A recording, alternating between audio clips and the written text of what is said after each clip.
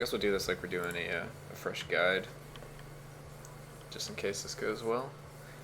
So to start things off, I'm level 45. I have 5 levels I can get in this run. We have all our skills maxed over here at this guy. I can get into the order if it's needed, but it's probably not needed for what we're doing. So this is kind of going to be like a middle level NG guide. We have a couple different things attuned: Amulet of Kings, Armor of Kings, Amulet of Vengeance, Markham's Amulet, Markham's Wand, Scepter of Kings, Ring of Tea, which is the Ring of Transmutation, which is the most important, Robe of the Arch Magi, Wand of Spell Piercing, which is a lot of damage, Amulet of Resistance, Blackjack, Boots of Speed, Curio's Box, Gladiator's Net, Sandals of Swiftness, and Slippery Cloak. These can be kind of changed around. The most important are probably just the Ring of Transmutation, and then after that you can go the King's Amulet or Armor of Kings, followed by the Scepter of Kings. And then I would start doing the Markham's pieces, the Trickster pieces for the extra evasion, and then start looking to do the hybrid items, the resist and damage items, and the stun items. So now we're going to get into what we're rolling. Our chapel is defense, with 20% extra defense, the 100% increased mana regen, and the 250% thorns damage. So Path of the Defender, Blessing of Mind, and Symbol of Retribution. It's basically a must-have if you're doing high-level NG. We have all our upgrades from the Wizard, the Blacksmith, and the Apothecary. So now we can get into actually rolling the shop. Ideally, we're looking for Ring of Tea, one of these 2 slots, as our green item, and then just a useful blue item is kind of all I'm looking for. You can be as strict or as lenient on this as you want, but ideally you have to have the ring. You're going to look for a blue item that's going to make your life easier, and then you're going to use the anvil to craft one more blue item. So let's see what we get. Things to kind of look for: so definitely Ring of Tea, and then like Mage Bane would be okay, Scepter of Kings would be okay, and then outside of that there's not too many things you're looking for. So that doesn't have the ring. We're just going to kind of go, alright, so there we have the ring, but we don't have a good enough blue item, so we're going to pass it up.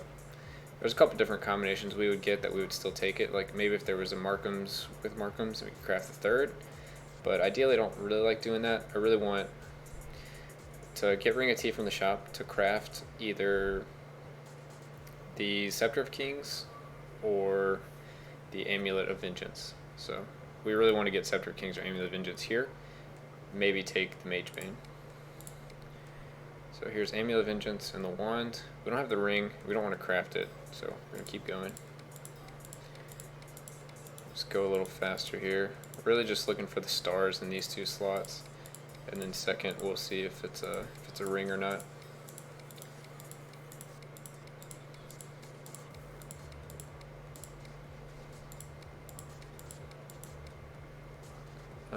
So there's the ring, 2 Markhams like I was talking about. We could craft a third to start off pretty well. We wouldn't have our way to combo because we really want like Amulet of Vengeance. So these would be really slow to kind of pay ourselves back, when the Amulet of Vengeance would be really good up front. Same with the Scepter of Kings. So we're going to pass that one up. It was kind of like a questionable one. You could probably get away with it at like NG2, NG3, but we're kind of getting to the point where we have to be a little more strict. So there's a ring, but nothing good to go along with it. Let's see. Oh, there was a ring, but didn't see what the last item was. I think it was a wand of Markham's Wand, which isn't really a top priority. So I probably would have rolled over that one anyway.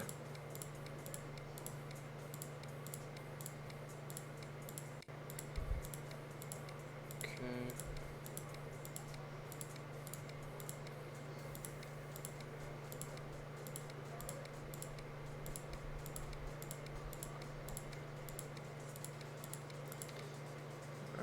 So there's the ring. Still not good enough.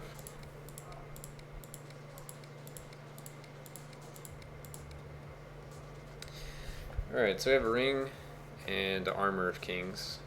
This is probably fine. We have this attuned, as you can tell from the star. So this will help us a lot with the first boss.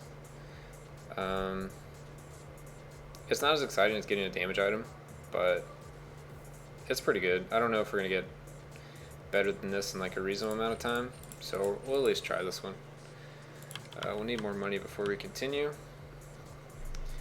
Let's go ahead and craft our amulet. Amulet of Vengeance. So craft that. We need to get probably... doesn't matter. We'll just dump the extra into the fountain. So, since we're pretty confident we're going to go far on this run, we're going to get as many keys as we can handle. Reasonable amount of keys.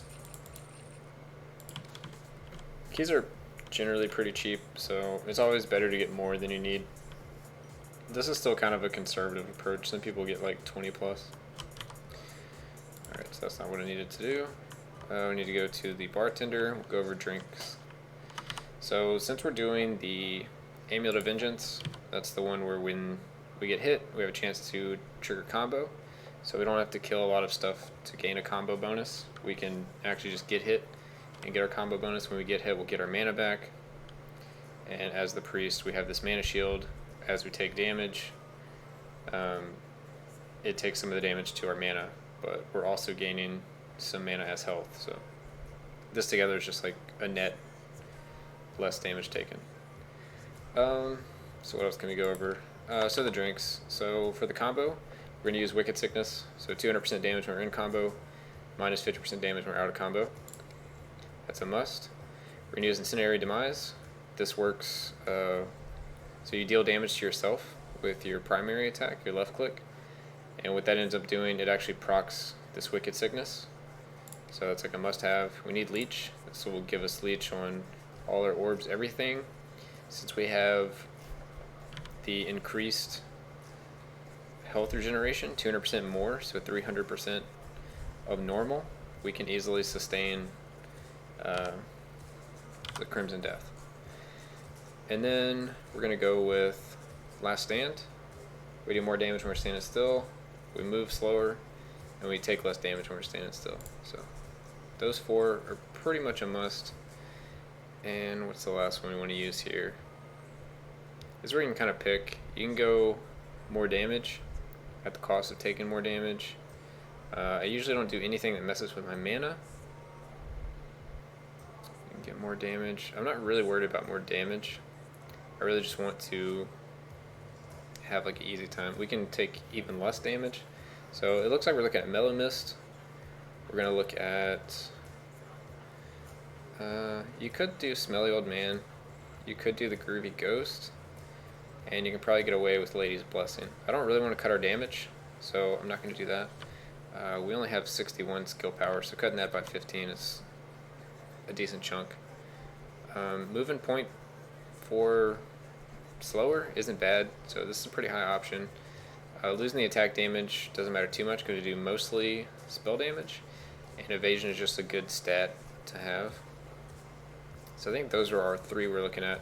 So we're not doing the skill power, and it's kind of a toss-up between 8% evasion and 10% less damage taken, but I think we're going to go with the evasion. I'd rather just evade some attacks as needed. So the idea is we have 8% evasion. With some of the gear, we could probably get at least another 20 to 30. So we can kind of cap out at like maybe 40% evasion. So we'll evade 40% of the attacks. We'll take enough attacks to trigger combo. We'll gain mana back because we're losing health.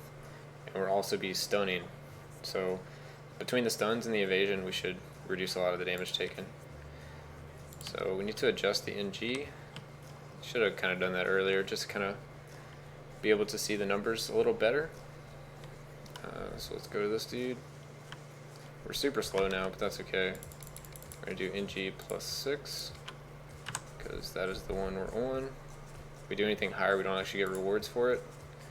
So 6. Alright.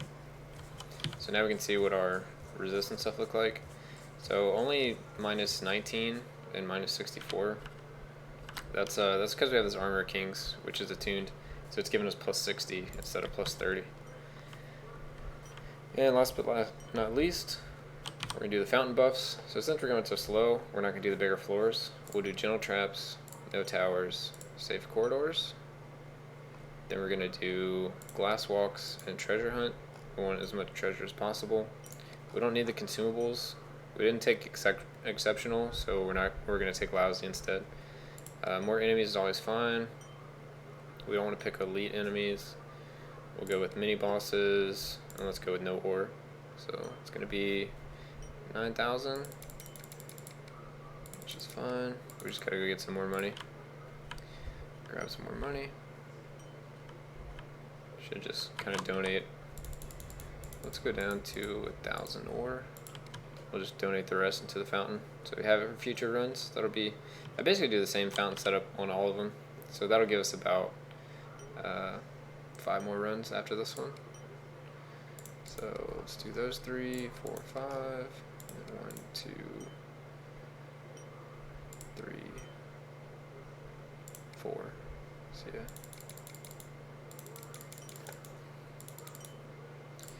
Alright, so we're all set up and ready to go.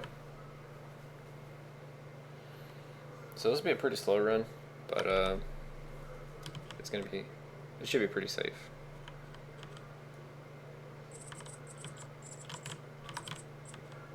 Did we lose the music? Gonna try to get used to how defensively we need to play. Alright, that's a lot of enemies.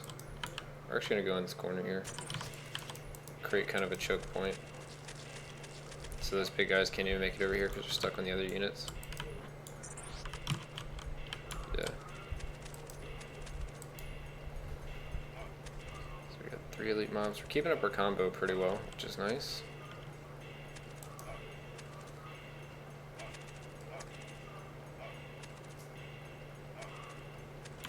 Alright. So yeah, elites are going to take a little while until we get some damage items. But a lot of the damage items we have attuned, so it should be fine.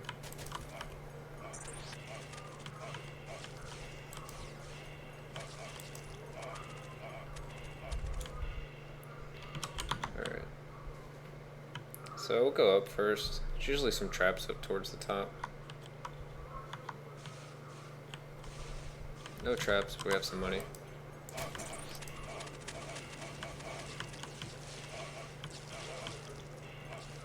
Try to take out these spawners where it recovers everything.